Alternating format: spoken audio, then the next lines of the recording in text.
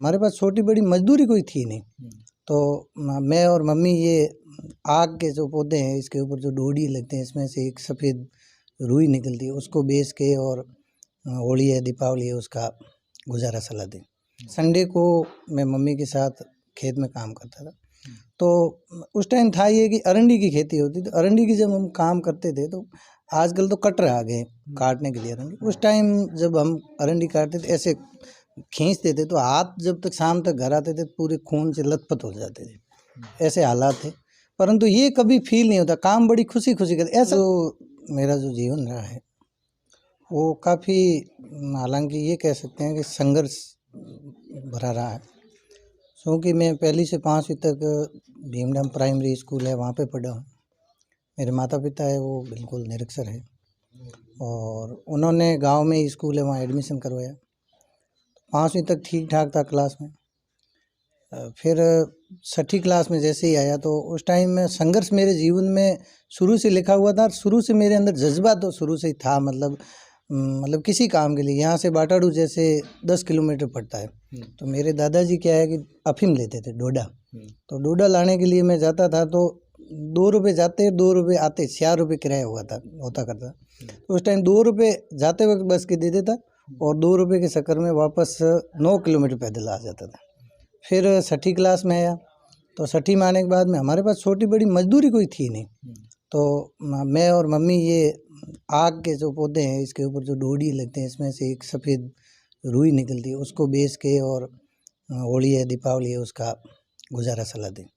फिर उसके बाद में मैं जैसे ही छुट्टियाँ होती, जैसे मान लो नवरात्रि का अवकाश हो गया या फिर ये अपनी शिवरात्रि का हो गया या निर्जला 11 हो गई, इन दिनों में तो मैं क्या एक दिन के लिए बाटाडू जाता और एक बाटाडू में लूण जी सेठ है उनकी दुकान, सबसे सस्ती दुकान थी, वहाँ से आलू प्याज लाता और या फिर खजूर लेके आता, नवरात्रि थी तो, या गाजर लेके। और ढाणियों में आसपास लगभग 5 किलोमीटर का एरिया ऐसा है कि सब मेरे को लगभग जानते हैं और उन दिनों में उससे मैं हाथ खर्ची चला लेना। अगर किसी के पास पैसा नहीं होता था तो साटे बाटे का सिस्टम था, 1 किलो आलू ले और 1 किलो बाजरी दे दो और उसके बदले ले लो। उसके बाद में आगे धीरे धीरे बढ़ा, फिर आसपास में ट्यूबवेल होने शुरू हो गए। ट्यूबवेल होने के बाद में हर संडे को मैं मम्मी के साथ खेत में काम करता था। तो उस टाइम था ये कि अरंडी की खेती होती, तो अरंडी की जब हम काम करते थे तो आजकल तो कटर आ गए काटने के लिए अरंडी। उस टाइम जब हम अरंडी काटते थे ऐसे खींचते थे तो हाथ जब तक शाम तक घर आते थे पूरे खून से लथपथ हो जाते थे, ऐसे हालात थे। परंतु ये कभी फील नहीं होता, काम बड़ी खुशी खुशी करते। ऐसा नहीं लगता था कि हाँ स्थिति खराब है या फिर पैसे वाली दिक्कत है, ये तंगी है, इस प्रकार का कभी लाइफ में फील नहीं हुआ। फिर धीरे धीरे आगे बढ़ने शुरू हुआ। 2008 में मैंने 10वीं करी। 10वीं करने के बाद में गर्मियों की छुट्टियां थी, मैंने कहा पापा मैं मजदूरी पे जाऊंगा। मैं जोधपुर फैक्ट्रियाँ हैं बासनी के अंदर, कपड़े की फैक्ट्रियाँ हैं, टेबलों का वर्क करते हैं, वहाँ पे गया तो मैं रसोइये का काम करता था। तो जब वहाँ पे रसोइये का काम करता था तो उस टाइम लगभग 50 रुपये हाजिरी थी। 20 जनों का सुबह खाना बनाना, 20 जनों का शाम का बनाना। और फिर उसके बाद में लगभग दिन भर वो एक पल्ली पहनी हुई और वो रोटी अपने बाल्टियाँ कलर की उनको पकड़ाना। तो उस टाइम मेरे पास एक समझ विकसित उस टाइम हो गई थी, क्योंकि 7वीं क्लास में जब पढ़ता था तब यहाँ पे एक टीचर है सोना राम जी, उनसे पूछा सर ये नौकरी कैसे लगती है। तो उन्होंने कहा कि राइटिंग मेरी बहुत कमज़ोर थी, तो उन्होंने कहा कि तेरी भाई नौकरी तो अब शब्द आते हैं, राइटिंग लिखनी। उस दिन एक अंदर जज्बा जग गया था कि हाँ यार ऑब्जेक्टिव टाइप है तो 4 में से 1 करना है तो हो ही जाएगा। इस प्रकार का एक मतलब माइंड के अंदर आ चुकी थी। बाद में वहाँ फैक्ट्री में काम किया। एक वाक़या और हुआ बीच में, मैं बताऊँ ज़्यादा नहीं हो तो। नहीं बालोतरा वाला नहीं, उसमें हुआ ये था कि मैं ट्रेन में आ रहा था, मेरे पास जब गर्मियों की छुट्टियों से तो कालका और मालानी उस टाइम साथ साथ आती थी। करीब 700 रुपये मेरे 15 दिन की मजदूरी जेब में थी। मेरे को आधी टिकट लेके और लोकल की जगह उसमें मालानी में बिठा दिया। टीटी आया, लोनी पे 265 रुपये का चालान ले लिया। वो लगभग 6 दिन का पेमेंट था। काफ़ी दुख हुआ।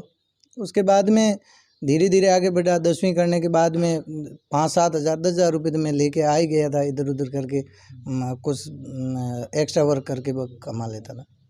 उसके बाद में 11वीं में एडमिशन लेने के लिए मैंने मम्मी से जिद की। मैंने कहा मम्मी मैं बालोतरा एडमिशन लूँगा।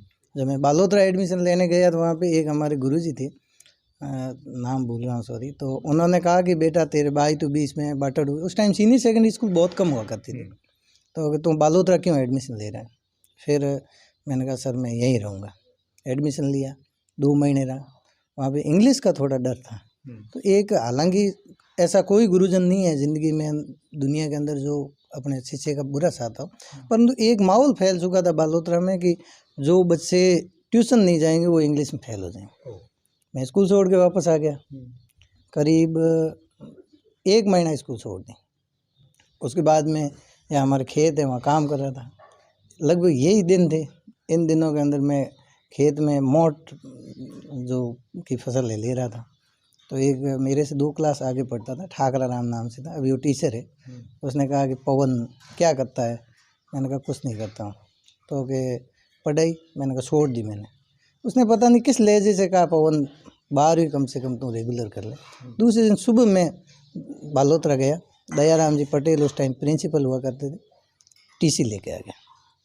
टीसी लाने के बाद में बाटाड़ू में ऐसी स्थिति हो रही कि लगभग 300 स्टूडेंट का एडमिशन हो रखा था 11th में, क्योंकि बाटाड़ू जो एरिया है वो मिड में पड़ता था। भाड़का, भीमडा, सौकला, ऊंडू, कश्मीर, मतलब आसपास खींपसर 10 से 12 गाँव से 15 गाँव से स्टूडेंट आते थे। अब एडमिशन ले नहीं, तो मेरे यहाँ पे एक बाबूलाल जी नाम से टीचर थे जो गेस्ट फैकल्टी में पॉलिटिकल साइंस के लेक्चर लगे हुए थे। तो मैंने उनसे निवेदन किया, उन्होंने मेरे जो ज़िंदगी के मसीहा, ज़िंदगी के जो भगवान थे जगदीश जी, उनसे मुलाकात करवाई।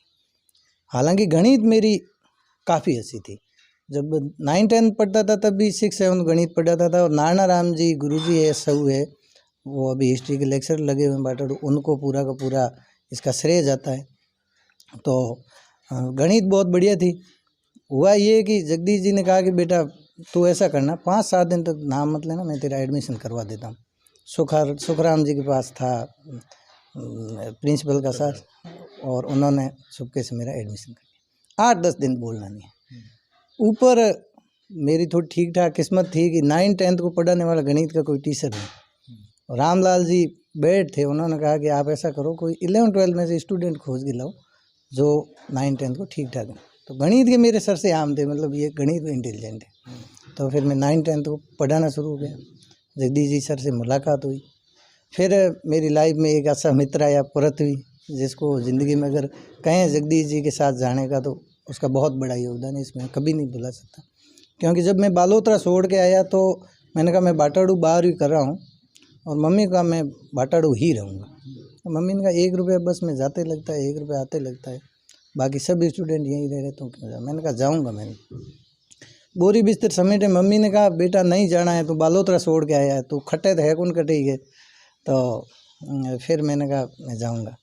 पृथ्वी का जो रूम था वो जगदीश जी सर के जो भाई साहब है बड़े ग्राम सेवक जी खुमाराम जी, उनके जस्ट क्वार्टर के सामने 10-15 दिन रहा। फिर सर से मुलाकात हुई, फिर ग्राम सेवक जी मिले। ग्राम सेवक जी बेटा के क्या कर रहा है, उनको पढ़ाई कर रहा हूँ। उनको इकोनॉमिक कंडीशन थोड़ी पता चली, तो बेटा यहीं रह ले, खाना यहीं बना।